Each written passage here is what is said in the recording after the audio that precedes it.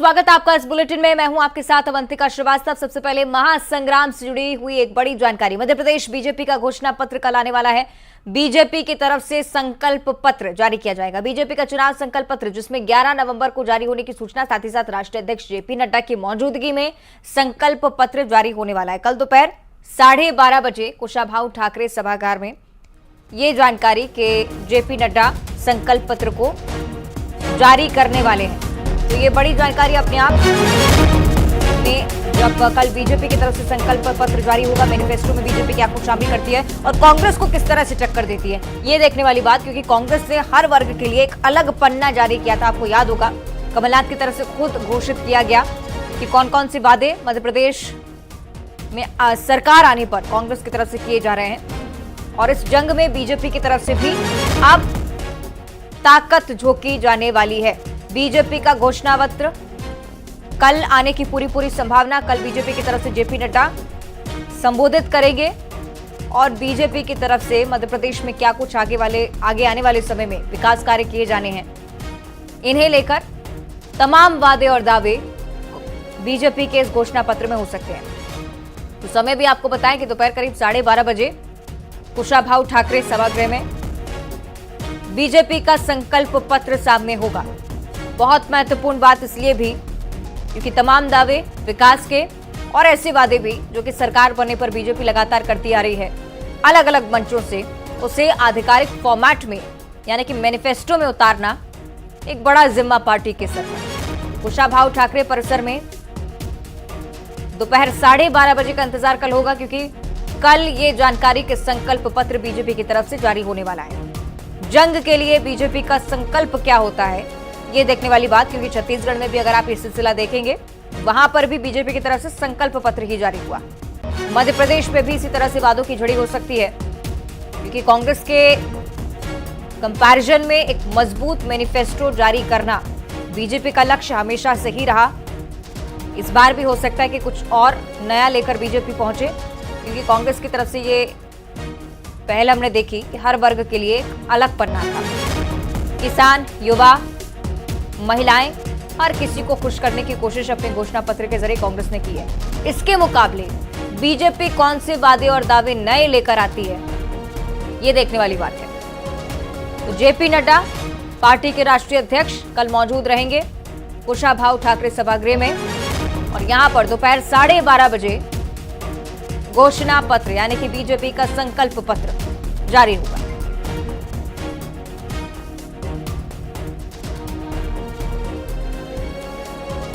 तो जंग के लिए बीजेपी पूरी तरह से तैयार। एक तरफ प्रचार में ताकत झोंकी जा रही है और दूसरी तरफ वादों की झड़ी तो लगने वाली है बीजेपी की तरफ से। एमपी बीजेपी की तरफ से कल दावा वादा पत्र यानी कि संकल्प पत्र, जिसे मैनिफेस्टो कहते हैं, जंग के लिए बीजेपी के संकल्प क्या होते हैं, किस तरह के वादे करती है पार्टी, ये देखने वाला विषय होगा। क्योंकि कुल मिलाकर इस रण में विजय के लिए ये घोषणा पत्र बहुत ज्यादा महत्वपूर्ण होता है। इन वादों के आधार पर जनता आपको पसंद करती है। जनता के सामने किन किन वादों को रखा जाता है, ये भी देखने वाली बात। और जिस तरह से बीजेपी का पैटर्न भी रहा है, अपने पुराने वर्षों की उपलब्धियां भी बीजेपी घोषणा पत्र में शामिल करती है। हो सकता है कि उसका भी उल्लेख संकल्प पत्र में।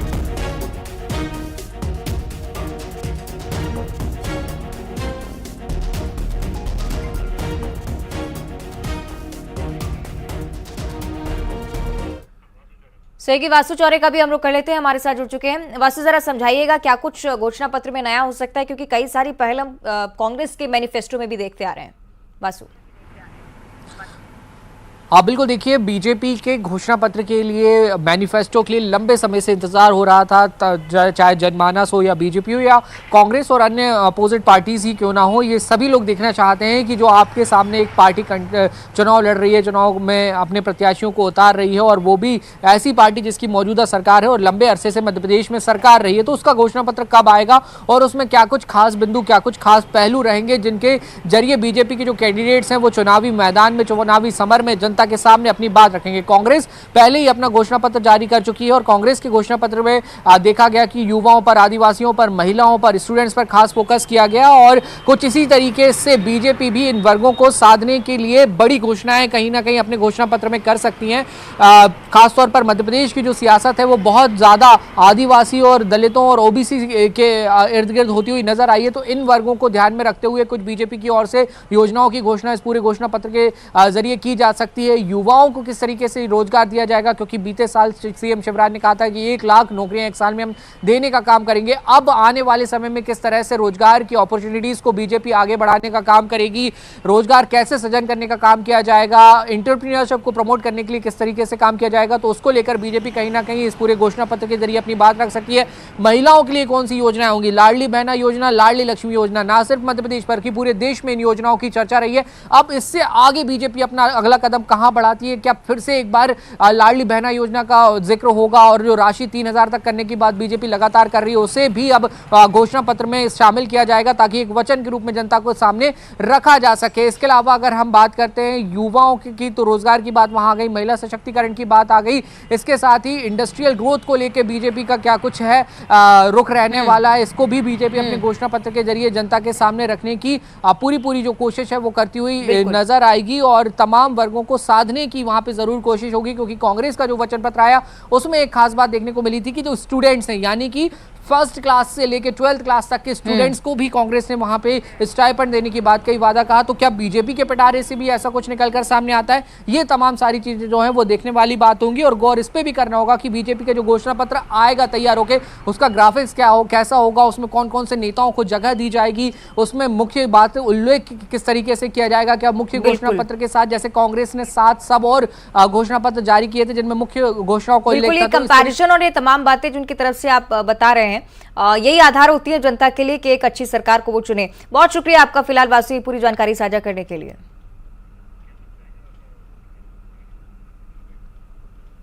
और आइए अब रुक करेंगे सुपरफास्ट सेंचुरी का। कांग्रेस नेता राहुल गांधी पहुंचे सतना, बीजेपी पर हमला बोलते हुए कहा टैक्स के नाम पर पैसे वसूल रही सरकार। खंडवा में पीसीसी चीफ कमलनाथ ने जनता को किया संबोधित, मंत्री विजय शाह पर किया हमला, कहा 35 साल की गुलामी से दिलाऊंगा छुटकारा। रायपुर में दूसरे चरण के मतदान को लेकर तैयारियां पूरी, जिला प्रशासन और निर्वाचन पदाधिकारी ने तैयारियों का लिया जायजा। अनूपपुर में सीएम शिवराज सिंह चौहान पहुंचे कोतमा, बिजूरी में हनुमान मंदिर के पास करेंगे सभा, जनता को भी करेंगे संबोधित। विधायक रामेश्वर शर्मा ने किया जनसंपर्क, बीजेपी प्रत्याशी के लिए प्रचार प्रसार, भगवान दास सबनानी को भी दी शुभकामनाएं। निवाड़ी में सपा की स्टार प्रचारक और सांसद डिंपल यादव का आज ओरछा दौरा, सपा प्रत्याशी मीरा दीपक यादव के समर्थन में करेंगी सभाएं। बलरामपुर में मतदान प्रशिक्षण में व्यवधान देने वाले प्रधान पाठक पर कार्रवाई, शिक्षा अधिकारी के प्रतिवेदन पर हुई कार्रवाई। भोपाल में आज भी दिग्गजों का दौरा, मुख्यमंत्री, प्रदेश अध्यक्ष, केंद्रीय मंत्री के कई दौरे, जनता को भी करेंगे संबोधित। बलौदाबाजार पटाखों और सजावट की चीजों से सजा, लोग धनतेरस की खरीदारी करने के लिए निकल रहे, दुकानदारों में खरीदारी को लेकर गजब का उत्साह। जशपुर में सड़क पर लाश मिलने से फैली सनसनी, मृतक का सिर क्षत विक्षत हालत में मिला, पंडरा पाठ चौकी के रौनी की घटना। रायपुर दक्षिण से प्रत्याशी विजय झा ने बृजमोहन अग्रवाल पर साधा निशाना, कहा बृजमोहन अग्रवाल कर रहे नौटंकी। बलौदाबाजार में 80 साल से ज्यादा उम्र और दिव्यांग मतदाता करेंगे पोस्टल बैलेट से मतदान, कलेक्टर ने दिखाई हरी झंडी।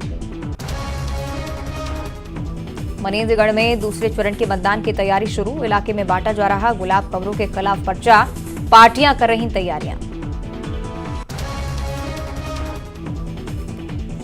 बेलतरा से निर्दलीय प्रत्याशी संतोष कुमार साहू ने हाईकोर्ट में की अपील, नामांकन पत्र में हस्ताक्षर नहीं करने पर रद्द हुआ था नामांकन फॉर्म। सिवनी में तेज रफ्तार यात्री बस और ट्रक की टक्कर में 3 यात्रियों की मौत, 25 घायल, नागपुर से मंडला की ओर जा रही थी बस। धनतेरस पर मंदसौर के प्राचीन कुबेर मंदिर में श्रद्धालुओं का लगा तांता, मान्यता है कि मंदिर देवताओं के सेवक यतियों द्वारा उड़ाकर लाया गया। नर्मदापुरम के टारसी बस स्टैंड पर महिला ने युवक की चप्पल से की पिटाई। शराब के नशे में युवक ने महिला से की थी छेड़छाड़।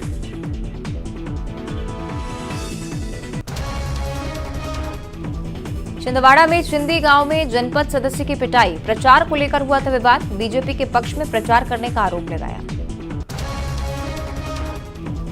शिवपुरी में दो पक्षों में पत्थरबाजी। भारी संख्या में पहुंचा पुलिस बल। पुरानी रंजिश की वजह से बार बार होती है मारपीट। रीवा के बैकुंठपुर में पुलिस ने 1 लाख की नकली करेंसी पकड़ी। बैंक प्रबंधन की सूचना पर पुलिस ने की कार्रवाई। आरोपी हार्डवेयर दुकान का मालिक। सूरजपुर में बीजेपी ने बागी प्रत्याशी रामबाई देवांगन पर की कार्रवाई। 6 साल के लिए पार्टी से किया निष्कासित। रामबाई देवांगन निर्दलीय चुनाव में खड़ी हैं। धनतेरस पर सीएम शिवराज ने भी दी प्रदेशवासियों को शुभकामनाएं। शिवराज ने लिखा, सुख समृद्धि सौभाग्य के पावन पर्व धनतेरस की आपको हार्दिक बधाई। केंद्रीय गृह मंत्री अमित शाह ने धनतेरस पर देशवासियों को दी बधाई। ट्वीट में लिखा, समस्त देशवासियों को धनतेरस की हार्दिक शुभकामनाएं। दिल्ली को दिवाली गिफ्ट। दिवाली से पहले सुहाना हुआ मौसम। कई इलाकों में बारिश से प्रदूषण पर राहत। खंडवा में कमलनाथ की 3 सभाएं। हरसूद, मांधाता, पुनासा और खंडवा में करेंगे प्रचार। धमतरी में चुनाव प्रशिक्षण में लापरवाही पर कार्रवाई। 1 शिक्षक को किया निलंबित। 10 को कारण बताओ नोटिस जारी। धमतरी में अब तक 2591 सरकारी कर्मचारियों ने किया मतदान। निर्वाचन ड्यूटी में लगे थे सरकारी कर्मचारी। मेनो नाइट स्कूल में चल रहा था मतदान प्रक्रिया। छत्तीसगढ़ के रण में सीएम भूपेश बघेल रायपुर बलौदाबाजार में कर रहे हैं दौरा। प्रत्याशी के हक में प्रचार करते हुए जनता को गिनाएंगे पार्टी की योजनाएं। अशोकनगर में राहुल गांधी ने किया चुनाव प्रचार। बीजेपी पर साधा निशाना। कहा, नफरत के बाजार में मोहब्बत की दुकान नहीं चलेगी। कैलाश विजयवर्गीय ने प्रियंका गांधी की सभा को बताया फ्लॉप। कहा, जो लिखकर दे दिया वो पढ़ लेती हैं, लोग इन्हें सिर्फ देखने आते हैं। छतरपुर में पूर्व सीएम कमलनाथ का बड़ा बयान। कहा, धर्म आचार विचार का विषय है, राजनीतिक प्रचार का विषय नहीं। राजनीतिक मंच पर लाना धर्म का अपमान। सीएम शिवराज सिंह ने सीएम नीतीश कुमार के बयानों की कड़ी निंदा की। कहा, नीतीश ने महिलाओं का किया अपमान, माफी से नहीं चलेगा काम। इंदौर में केंद्रीय मंत्री ज्योतिरादित्य सिंधिया ने किया चुनाव प्रचार। कांग्रेस पर जमकर बोला हमला। कहा, जीतू पटवारी खिलाड़ी हैं, कब किसके साथ क्या करें भगवान मालिक। सीधी में चुनाव के बीच बीजेपी प्रत्याशी का ऑडियो वायरल। ऑडियो में बीजेपी ब्राह्मण कार्यकर्ताओं को प्रचार नहीं करने की अपील। न्यूज 18 वायरल ऑडियो की नहीं करता पुष्टि। धार में कांग्रेस प्रत्याशी उमंग सिंघार को मिली राहत। हाईकोर्ट ने गिरफ्तारी पर रोक लगाई। कर सकते हैं चुनाव प्रचार प्रसार। 13 नवंबर को पीएम मोदी का छत्तीसगढ़ दौरा। विजय संकल्प रैली को करेंगे संबोधित। केंद्रीय गृह मंत्री अमित शाह का ताबड़तोड़ प्रचार जारी। कांग्रेस पर साधा निशाना। कहा, बीजेपी की सरकार बनने पर धान 31 रुपए क्विंटल धान की होगी खरीद। रायगढ़ में केंद्रीय गृह मंत्री अमित शाह ने किया रोड शो। हजारों महिलाओं ने किया बीजेपी नेताओं का स्वागत। जमकर की नारेबाजी। और अब आपको लेकर चलते हैं जगदलपुर के गलियों में, जहां दीपोत्सव को लेकर बाजारों में खासा रौनक देखने को मिल रही है। दीपोत्सव के पहले दिन धन की देवी को प्रसन्न करने लोग पहुंच रहे हैं। जमकर खरीदारी की जा रही है।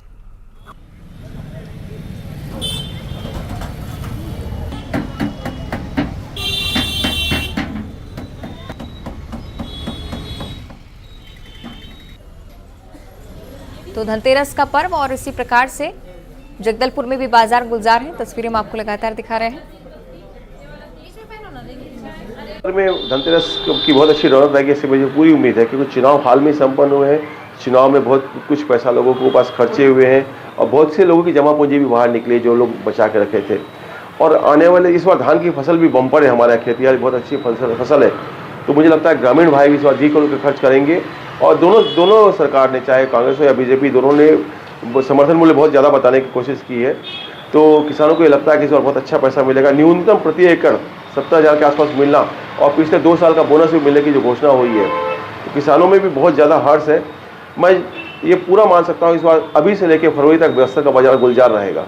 बस्तर में मतदान के बाद अब 30 त्योहारों का सीजन शुरू हो गया है। दीपावली पर्व के पहले आज धनतेरस का पर्व बड़े ही धूमधाम से मनाया जाएगा। धनतेरस को लेकर आज पूरी तरह से बाजार पूरी सज चुका है, गुलजार हो चुका है। मेरे पीछे देख सकते हैं ये जगदलपुर का जिला मुख्यालय है और यहाँ पर कुछ देर बाद जो लोग हैं खरीदारी के लिए जुटेंगे और अपने अपने घर में आज सामान ले जाएंगे। बताया जा रहा है कि जो वाहनों की खरीदी होगी, कपड़े की खरीदी होगी, आभूषण की खरीदी होगी, लगभग 100 करोड़ के आसपास जो है कारोबार होने की संभावना जताई जा रही है। चूँकि जगदलपुर का जिला मुख्यालय है और आसपास के जो जिले के लोग जगदलपुर ही पहुँचते हैं, ऐसे में जो जगदलपुर का जो व्यापार है बड़ा ही अच्छा रहेगा। जो चैम्बर के पदाधिकारी उनका कहना है कि जगदलपुर का जो व्यापार है पिछले बार की तुलना इस बार रिकॉर्ड तोड़ करेगा। चुनाव हुआ है तो लोग अब चुनाव से उतर चुके हैं, अब पर्व को मनाने के लिए काफ़ी संख्या में जुटेंगे और आज धनतेरस पर्व के पावन अवसर पर लोग अब से कुछ देर बाद खरीदारी के लिए पहुंचेंगे। श्रीनिवास नायडू, न्यूज़ 18 जगदलपुर।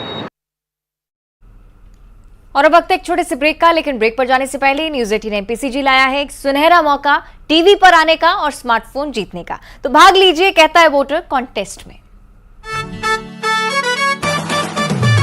कहता है वोटर सुन मेरे भाई, बातें ना हो अब हवा हवाई। अरे भैया कहाँ चल दिए, जरा ये भी सुन लो। वो अच्छा स्वास्थ्य, मुफ्त दवाई, साफ हवा, घटती महंगाई, पक्की सड़क, बढ़ती कमाई, पानी बिजली सुरक्षा पढ़ाई। कहता है वोटर कैंपेन आपको दे रहा टीवी पर आने का एक खास मौका। अपना चुनावी मुद्दा बताइए और जीतिए एक शानदार स्मार्टफोन। रजिस्टर करने के लिए 9990898918 पर मिस्ड कॉल दें। देखते रहिए न्यूज़ 18 मध्य प्रदेश छत्तीसगढ़। करो सफाई।